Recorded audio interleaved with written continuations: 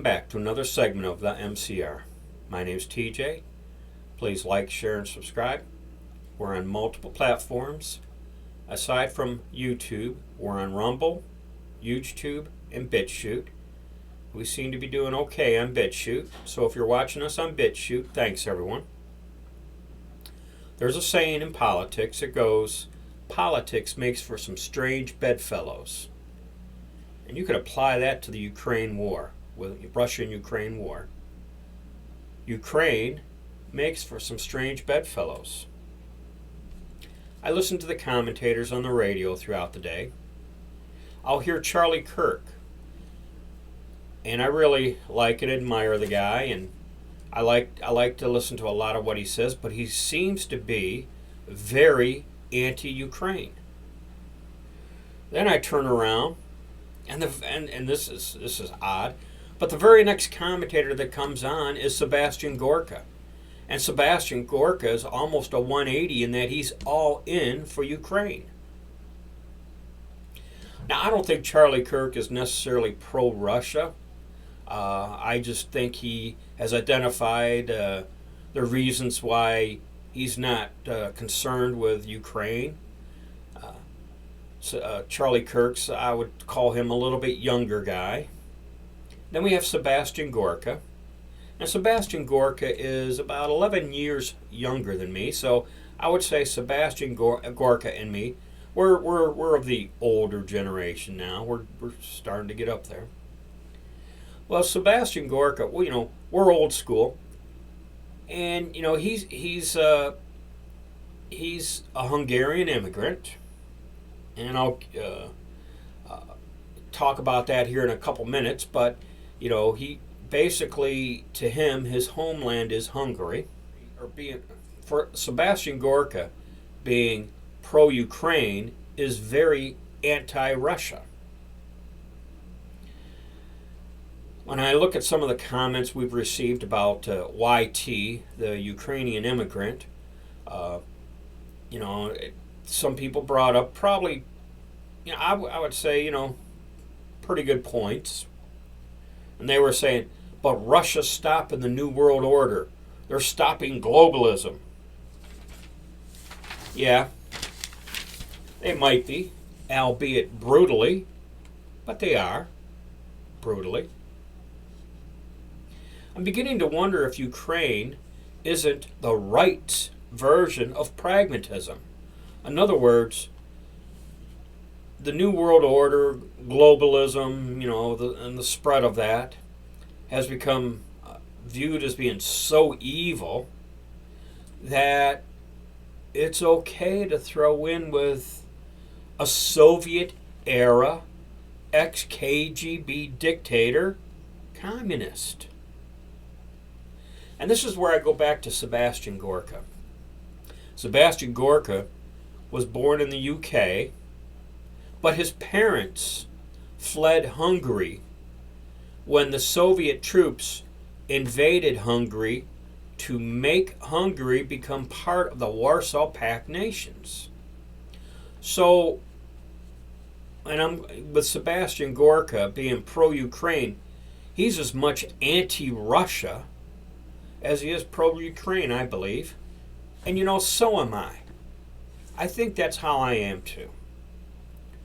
Sebastian Gorka and I, we're old school. We're both anti-communists. And I'll very briefly refer to my time in Germany back in the mid-1980s. I was in Germany for 3 years, Army. I did multiple surveillance missions on the East German border. When we'd go on foot and Jeep patrols, I came as close as 2 inches to where East and West Germany touched, meaning one more step and I would have been in East Germany, meaning I was 50 meters away from the first fence, because there was 3 of them, not just one. So I was 50 meters away from the first fence, and maybe 75 meters away from the minefield and the guard towers and the Soviet troops that would shadow us along the East German border. So yeah, my default position, I've seen communism firsthand. So my default position's going to be anti-Soviet, anti-communist, anti-KGB, whoever it is, Putin or whoever.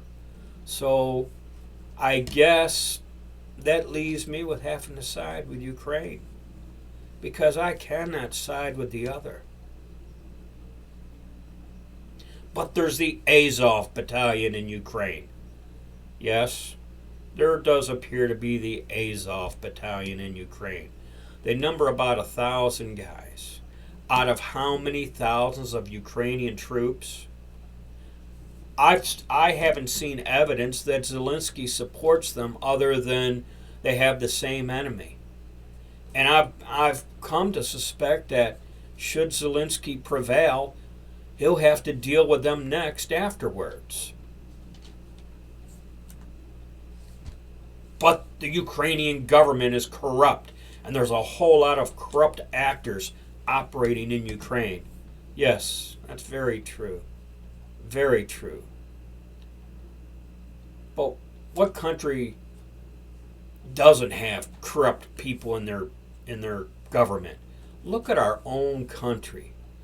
All we got to do is look at the 2020 election we had and know we got corrupt players in our government. I mean, we know who ought to be president. Now we got Brandon. And I remember watching a clip of Milton Friedman on Phil Donahue. And Phil Donahue's going on and on and on about how corrupt and greedy capitalism is, and how the United States is capitalism, and basically saying how corrupt and greedy the U.S. was. And Milton Friedman goes, oh, hold on a minute. Like the communists are also pure and virtuous? You know, people keep forgetting how many millions were killed under Stalin. I believe that exceeds the millions that Hitler killed. That's how many. So no one has the high ground on the morality issue, I'll say. If anything, maybe the U.S. does, even though we got our corrupt people. I've come to believe that this Russia-Ukraine war is diplomatically a no-win. And yeah, this is why I would say, while I'd like to see Ukraine prevail, since they do have corrupt actors and you know, the Azov battalion and whatnot, it's probably best we not send troops. I wouldn't mind seeing them getting humanitarian aid, but and that would be intended for the common folk over there. I've said right from the very beginning that my sympathies are with the common person over there in Ukraine. Heck, I have sympathy for the common Russian who's living in third world poverty out in hinterland, or whatever you want to call it, you know. But yes, this Ukraine war is going to make for some strange bedfellows. I guess the question is, do you make your bed? That's all I got on this for now. I was compelled to respond to some of the comments that we were given. I remember one guy saying he didn't know who to pull for. And I kind of was thinking, well, I know what he means. You know? But, you know, thanks everyone for watching.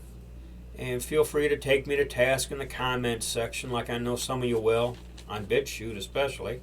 Okay? So have at it. You know what? Maybe you can clear something up for me. Give me something else to think about, okay? As always, be safe, watch your six, and don't tread on me.